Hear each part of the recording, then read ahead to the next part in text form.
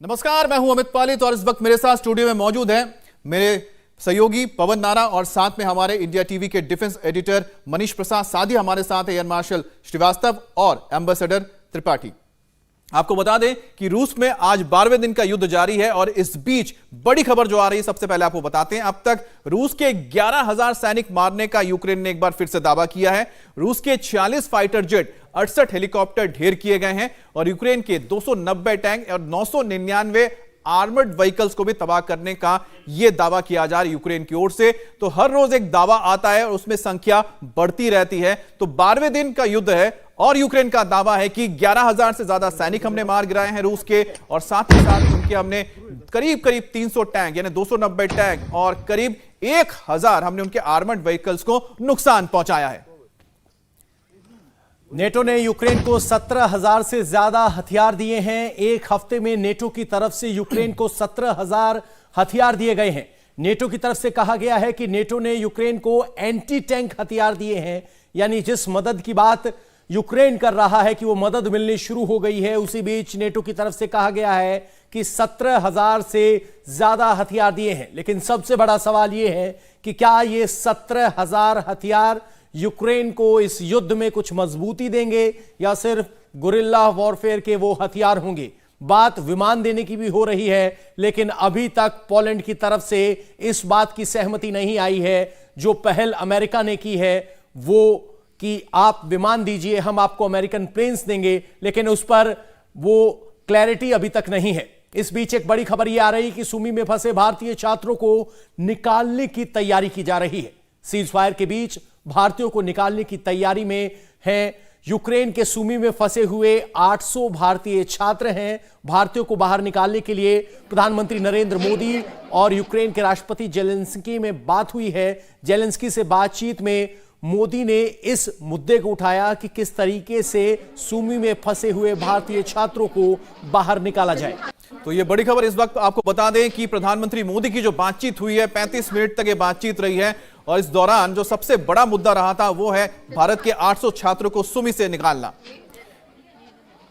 और आपको बताते हैं कि आखिर जो ये बातचीत हुई है, इस बातचीत का सबसे अहम पॉइंट क्या रहा है। मनीष, मैं कहूंगा आप भी इस तरफ आ जाइए, क्योंकि जिस तरह से बातचीत हो रही है उसमें यूक्रेन से बच्चों को निकाला जाता है। मौजूदा हालात पर चर्चा हुई है, सबसे बड़ी बात आपको बता दें।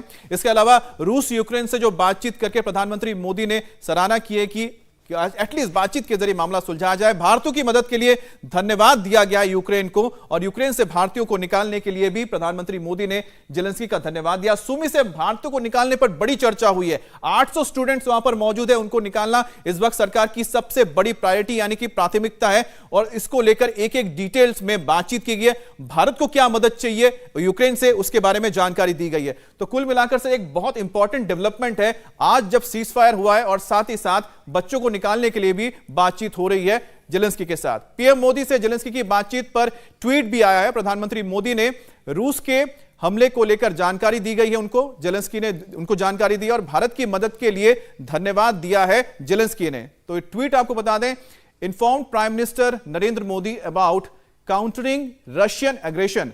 हमने प्रधानमंत्री मोदी को रूस के हमलों को लेकर जानकारी दी है।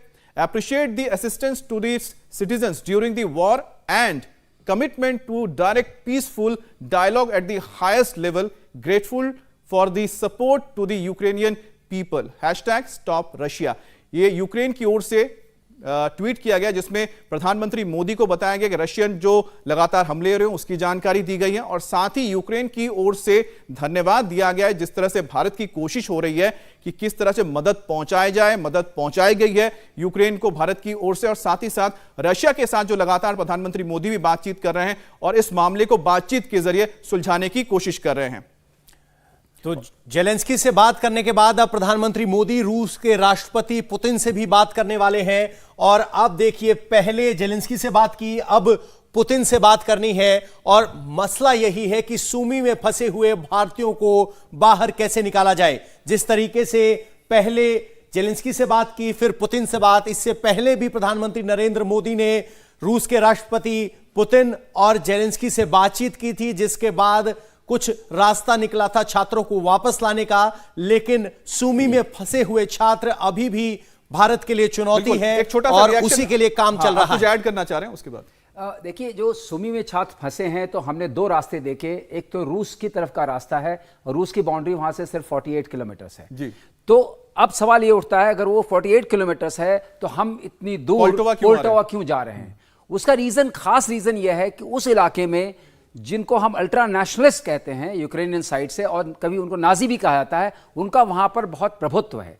और ये जानकारी मिलने से आपको याद होगा कि पहले एक बार और रास्ता एक खोला गया था, बीच में बंद करना पड़ा था, क्योंकि ये शक है कि अगर वहां से भारतीय छात्रों को निकाला जाएगा तो अल्ट्रा नेशनलिस्ट का अटैक उनके ऊपर हो सकता है। इसीलिए अल्टरनेट रूट प्रेफर किया यानी जिस बात का डर रशिया जता रहा था कि भारतीय छात्रों को होस्टेज किया जा सकता है, उस सिचुएशन से बदलने की आप कह रहे हैं कि दो अल्ट्रा नेशनलिस्ट की तरफ से है, जिनके जो डीनाजिफिकेशन बार बार ये शब्द आया है, वो जो लोग वहां पर हैं वो बहुत एग्रेसिव भी हैं, बहुत रूड भी हैं, तो उनकी तरफ से कुछ भी हमला हो सकता है। एम्बेसडर त्रिपाठी, आप कुछ ऐड करना चाहते हैं जो बातचीत हुई? हाँ, देखिए, इस बातचीत में अब यह है कि ये चीज़ तो चर्चा मुख्य थी और मुख्य रहेगी अब पुतिन से बातचीत में, कि वो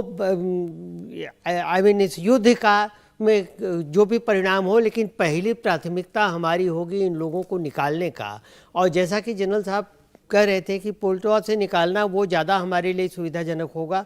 हमारी ऑलरेडी वहाँ एक टीम पहुँच चुकी है मेरी जानकारी के हिसाब से, और सुमी के भारतीय छात्रों से ये कहा जा चुका है कि आप तैयार रहिए शॉर्ट नोटिस पे निकलने के लिए, ताकि जैसे ही आपको तो छात्र तैयार रहे, किसी भी क्षण निकलने के आदेश आ सकते हैं। और भारतीय मिनिस्ट्री ऑफ एक्सटर्नल अफेयर्स की एक टीम पोल्टोवा पहुंच चुकी है। तो अभी अभी यूक्रेन के रक्षा मंत्री का एक बड़ा बयान सामने आया है।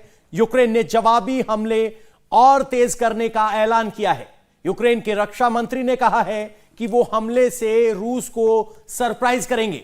यूक्रेन ने कहा है कि उसे सहयोगी देशों से हथियार और गोला बारूद मिला है और उन्हें उम्मीद है कि वो अपने अटैक से रूस को सरप्राइज करेंगे। अमित, ऐलान करके सरप्राइज करना, ये कौन सी वाली रणनीति? इंडिया टीवी हर वक्त हर जगह डाउनलोड करने के लिए सर्च करें India TV news Google play store या ऐप स्टोर पर।